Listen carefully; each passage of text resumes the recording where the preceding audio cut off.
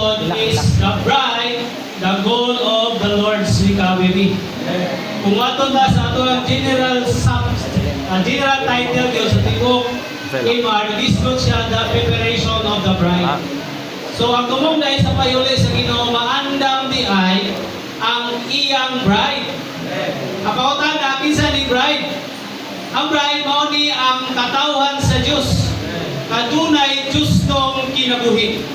Kung ato tawag ang tugod, makita nato o mabasa ng Biblia, kung ato yung palaluman ang ato pagbasa sa Biblia, ang Biblia di ay mauday ang Diyos nung romansa. Tali sa Diyos o sa iyang katawhan. Pag abot nato sa bagong tugod, Diyos nung romansa gihapon siya, tali sa Diyos o sa iyang tinubos nga katawhan nga mao di ay ang iglesia. May son ang iglesia mao di ay ang pangasaunon ni Kristo. Mao ni ang tumong sa payuli sa Ginoo. Kay basin makaingon ta nga ang payuli sa Ginoo mao gyud na ang atong ngalan rod. Dili na mao ngalan nato.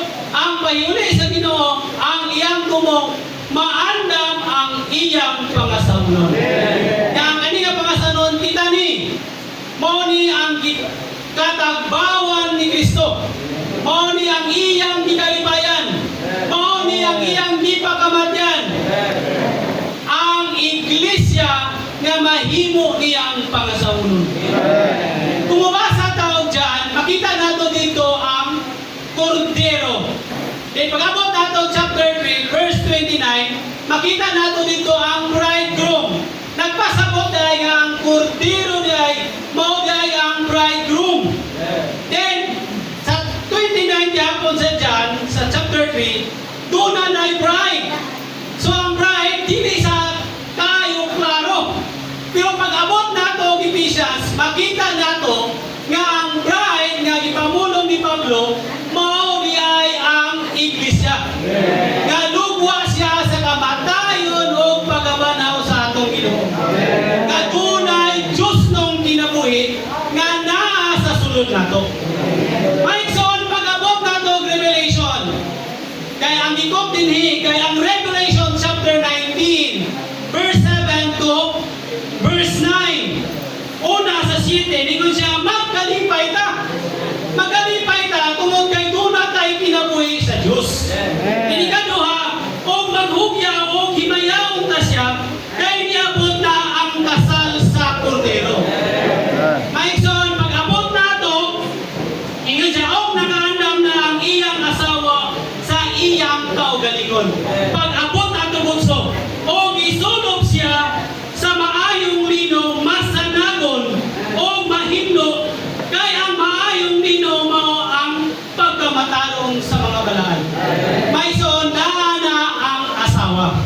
Pero pag-abot nato Revelation, ikinahanglan nga suluban o maayong lino, masanagon o ang bride. Suluban siya o pisti. So kung naay kasal, ang bride o ang kastonon, magandam yun, di ba? Ang iyang makeup, ang damon. Ang iyang pisti nga sulubon, ang damon. Dili sa pwede mo sulong o pisti nga katong mulang trapo.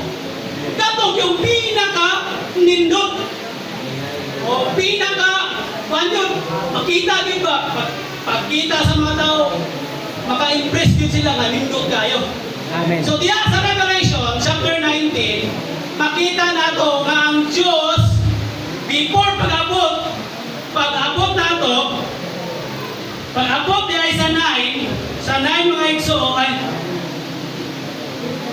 sa 7, doon na kasal sa kordero. Pero ang 8, ang Diyos nagpasidaan nga before nga mga asawa si Kristo, ikinahanglan nga ang iglesia, ingon nga pangasawa ni Kristo, maandam siya. Kung ato nga taon ng atong outline, naingon siya dito nga ang readiness daw sa bride, nakadepende ni siya sa maturity sa kinabuhi. So, ang pag-andam dahil nato, ingon nga pangasawa ni Kristo, nakadepende ni sa pagtubo nato sa kinabuhi. Amen. Maigsoon, ingon si Pablo nga dili i-present ang bride nga puno siya og apan, puno siya og spot and wrinkles. Kinahanglan i-present ang bride as a full-grown man to Christ. Mao ni ang gikinahanglan nato, mao ni nga matingala mo nga naatay morning revival, adlaw-adlaw duna tay pagpahimulos sa Ginoo, muampo pagyud ta, mutawag pagyud ta. Mao daymi ang pagpangandam nato aron mahimo tang pangasawnon ni Kristo o makasulod ta sa kasal sa Kordero. Ang tumong nato sa atong church life, makasulod man ta sa kasal sa Kordero. Pero nakadepende na sa pagtubo sa Diyos ng kinabuhi nga naa sa sulod nato. May son kanya to, wala gito nagtibo ko, anong naaning Ngano mag-ampo ang mga Kristohanon, magtawag sa ngalan sa Ginoo. Sa diyan ang church life ko, nabihan ko nga, nagpahimulo sa Ginoo, o ginugaman pag yun, katong na ako sa training, nakita dahil ako, nga ang atong pagpahimulos sa Ginoo, mo dahil ang pag-andam nato. May isang kung dili ta makapahimulos sa Ginoo, kanang atong apan, ang spot and wrinkles, ang mga sala nga naan nato, dili na mawagtang. Pawita si Pablo nga hugasan ta sa pulong sa tubig sa kinabuhi. Tubig sa pulong. Tubig sa pulong. Aron mahigpugli ta, mahidluan ta, o mahamdong ta sa Diyos nung kinabuhi. Pabasa ko yung Ephesians chapter 4, versikulo 13. O sa may giyon Pablo, pinahanglan nga mutubo ta, full-grown man ta, mutubo ta sa Diyos nung kinabuhi. Maigsoon, anong gikot sa igsoon ganiya ang Matthew 25? Katong pulo kaulay. Maigsoon, katong tanan mga magtututo. Pero doon ay lima ato na wala sila nagdagad sa oil. Na mao ang Espiritu. Nagpasabotong wala sila nagdagad sa Diyos nung kinabuhi nga naa nila. Wala sila nagpahimulos sa kinabuhi. Wala sila nagpahimulos sa kinabuhi. Then ang lima, ang samutong lima, adlaw-adlaw doon na sila ipagpahimulos sa kinabuhi. Oo nga napuno sila og lana. Karon kay pag-abot nila sa kasal sa Kordero, nalaman man na ang lima, ang sama na hitabo sa lima, nagapidog ang ilang lamparahan. Then ang lima, ang sama, doon ay reserva nga lana. So nanggawas ang lima, then ang lima, doon ay reserva man, niabot ang kasal sa Kordero. Pagsabot sa kasal sa Kordero, kinsa may nakasulod, katorang nangandam. Maison, kung dili ta mangandam karon, kay basin moabot ang panahon, dili ta kasulod sa kasal sa Kordero. Then magsulob na ba siya og lino, masanagol. Ang masanagol mao ang himaya sa Diyos. Karon pa lang walay himaya sa Diyos nga makita sa tao sa atong pagkinabuhi. At dili ta kasulod sa kasal sa Kordero.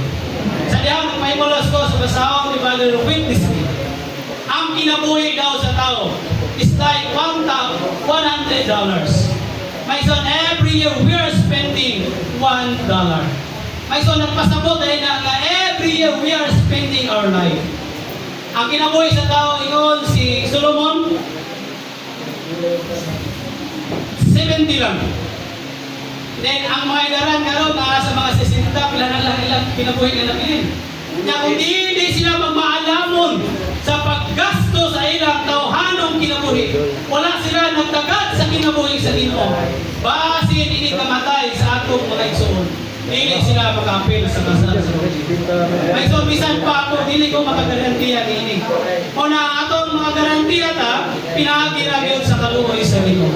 Mas dili pa mo dangan, ini nga kamatayon, itaw tangtanan na hamtong na sa kinabuhi. Unay pagpahimulos sa Ginoo, magtinood ta maison, sa pagpahimulos, sa pulong sa Ginoo, tunay intimate fellowship sa Ginoo. Gani ako ang intimate fellowship sa Ginoo, tunay tulungan po ta nga mabilibis nato. O na, the Lord will shine to us the Lord will expose ourselves. And then even our past maigsoon, mabutyag yun. Mga sala na ito ba, kaya ito nga nilabay, mabutyag kung doon natin intimate relationship sa Ginoo. Maigsoon, ang Revelation 22, sabi na diha, bagong Jerusalem. Kita ang tanan, muarag kita sa bagong Jerusalem. Pero ang 19, kasal sa kondiro, mao ni ang mga igsoon na nahamtong sa kinabuhi, na nakabaton o ganti, na nakasulod sila sa kasal sa kondiro, sulod sa kasal sa kondiro, nga ilang ganti mo ang usa ka libo ka tuig. Ano yung katong mga magtutoo nga wala nahamtong sa kinabuhi, asa sila padulong? 1,000 years nga paghamtong. Kung dili tahamtumon karon sa panahon sa grasya, hamtumon ta sulod sa usa ka libo ka tuig. And then, kanang-tanan maigsoon, after 1,000 years, kuna na ay bagong Jerusalem. Ang tanang mga pagtotoo magsulod na o masanagon nga biste mo ang himaya sa